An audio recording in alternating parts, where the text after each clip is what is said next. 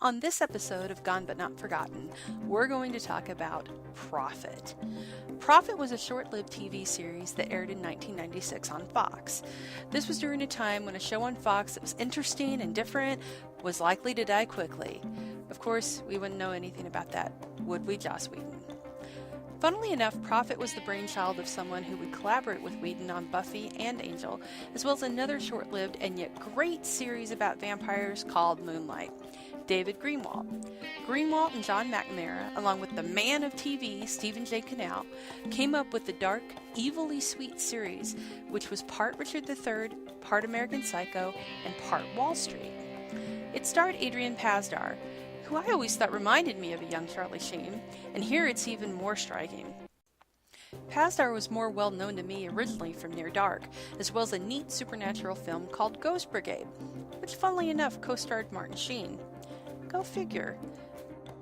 Okay, I have to put a rant warning here. I have to take a moment here and call out how twilighted this Blu-ray is.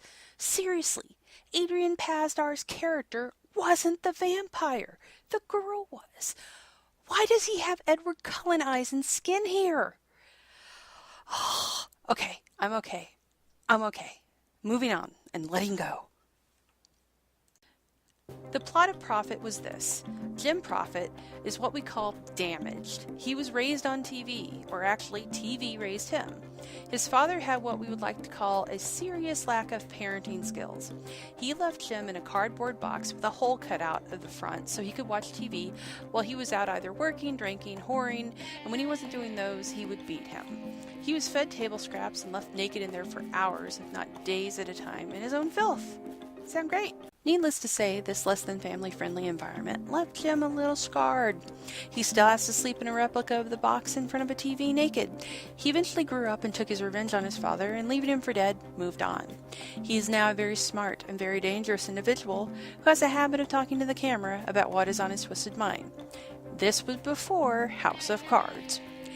To give you an idea, take Patrick Bateman from American Psycho, add in some Gordon Gekko from Wall Street, and top it off with a Charlie Sheen sound and look-alike, and you have Jim Prophet. So Jimmy, as his skank of a stepmother Bobby calls him, has a dream. He wants to be head of acquisitions for Grayson & Grayson, a large company which is ran by two brothers, both with their own sets of issues.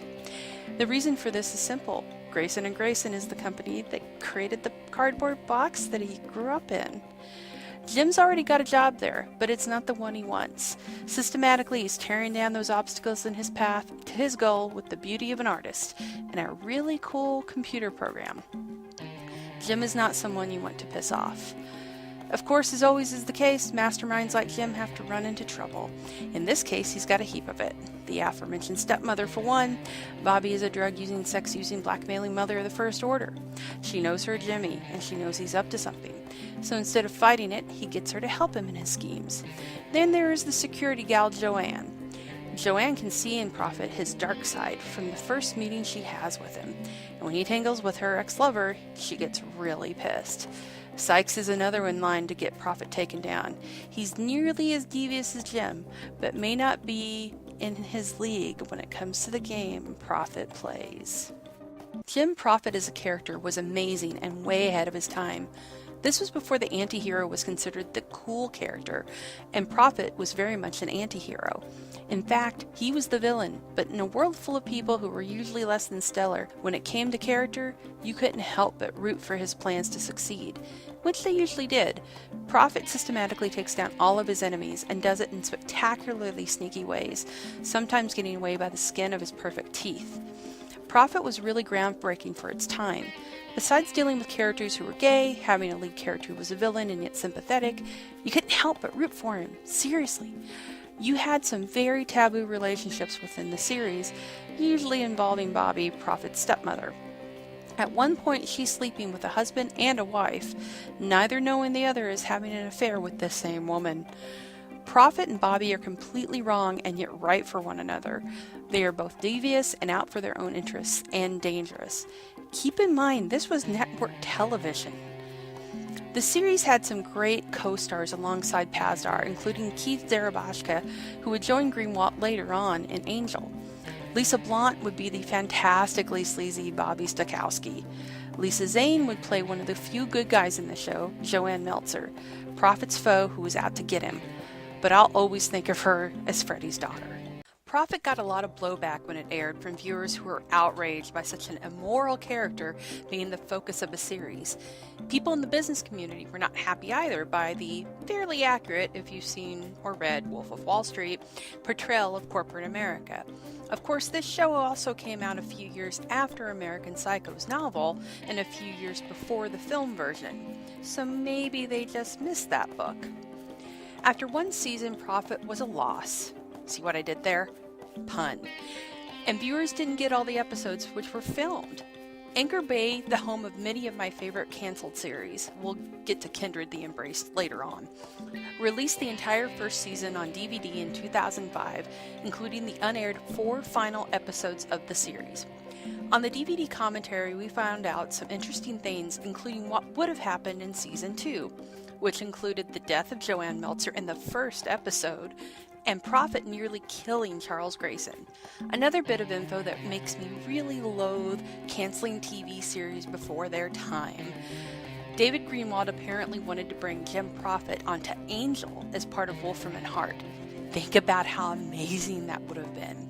But sadly, Fox wouldn't play nice, and Adrian Pasdar was working in another series at the time. This won't stop us from living this through the wonders of fanfiction, though. Illyrian Prophet, anyone? I loved Prophet. It was so wonderfully mean and fun. It was brilliantly written and acted. It had storylines that dealt with every taboo you can imagine, including one character with Prophet's help getting revenge on the man who molested her when she was a child. And by revenge, I mean he dies slowly. That was another thing about Prophet. It had a lot of female characters, and they were all fleshed out and strong. Jim Prophet didn't seem to mind that at all. He was an equal opportunity type of guy when it came to either using you or having you as a nemesis. And even Prophet would have moments where he wasn't all that bad either, especially if helping someone also helped him out. Prophet had layers. So if you can find it, you need to watch those 8 fantastic episodes and enjoy the hell out of Prophet. You'll be glad you did, while at the same time be annoyed that this show may be gone, but it won't be forgotten.